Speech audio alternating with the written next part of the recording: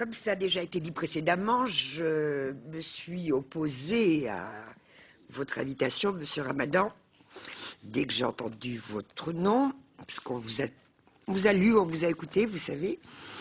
Et de l'opposition à votre invitation, je vais sortir de cette audition peut-être avec encore plus d'inquiétude qu'en y entrant. J'y suis entrée justement avec un esprit d'ouverture et de tolérance parce que je suis très impliquée dans cette mission. La première constatation que vous faites en arrivant, c'est de remettre en cause cette mission. Cette mission, elle n'est pas née des propos de M. Sarkozy. Nous ne sommes pas tous à l'UMP dans cette mission, petit a.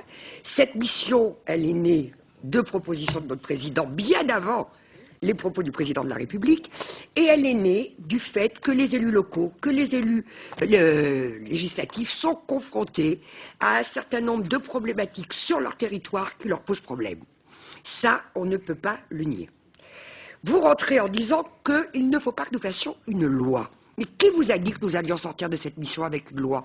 Vous entrez en nous disant il ne faut pas une loi. Vous l'avez dit au moins 4 fois dans votre discours. Moi, je suis rentré dans cette mission en disant qu'il ne fallait pas de loi. À finir, je vais en vouloir une.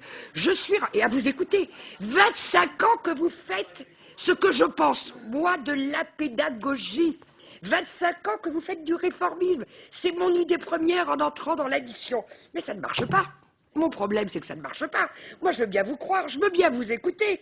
25 ans que vous faites ça. Sauf que depuis 25 ans, dans nos quartiers, nous avons une explosion du radicalisme, de certaines formes de choses qui nous posent problème. Effectivement, moi, des femmes avec un voile intégral, dans ma circonscription, il y a 10 ans, je n'en voyais pas. Aujourd'hui, j'en vois tous les jours. Donc, vous n'avez pas réussi, Monsieur Ramadan. Tout ce que vous avez fait, les milliers de conférences, 4 000 personnes, 10 000 personnes, 15 000 personnes, les plateaux de télé. Eh bien, excusez-moi, pourquoi est-ce qu'aujourd'hui, je vois des burqas alors que je n'en voyais pas? Pourquoi est-ce que le vivre ensemble, plus vous avez parlé de questions sociales, mais je pourrais même vous donner raison à 100%. Nous, les femmes ici présentes, on n'a pas toutes l'ENA, on n'a pas toutes fait Sciences Po, on a aussi notre identité sociale. Et nous nous sommes battus justement pour sortir parfois de nos propres ghettos et pour devenir parlementaires de cette merveilleuse République qui nous permet de le devenir. Mais nous nous battons pour la parité, mais nous nous battons pour que les femmes soient exactement égalitaires de l'homme partout, de la même manière, dans les droits politiques, dans les droits sociaux, dans les droits individuels. Et la liberté de ce pays, la liberté fondamentale, la valeur même de la République et de la laïcité, c'est ça. Or, moi, républicaine, tolérante, quand je vois une gamine, parce que vous savez, quand elle n'est pas formée, quand elle n'a pas de poitrine, quand elle n'a pas de fesses, que je vois une personne dans ma circonscription complètement voilée, je ne sais même pas si c'est une femme ou un homme d'ailleurs, parce que je ne sais pas qui est en dessous, si je n'entends pas sa voix.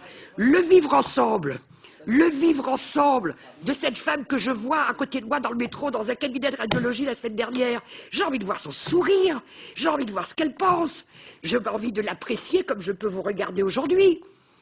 Donc cette condamnation du fait que, loi ou pas loi, je ne vous dis pas qu'il faut une loi, vous voyez, que le fait, si justement vous aviez réussi, si justement vous, le CFCM et d'autres, aviez réussi, on n'aurait pas besoin d'avoir une mission aujourd'hui.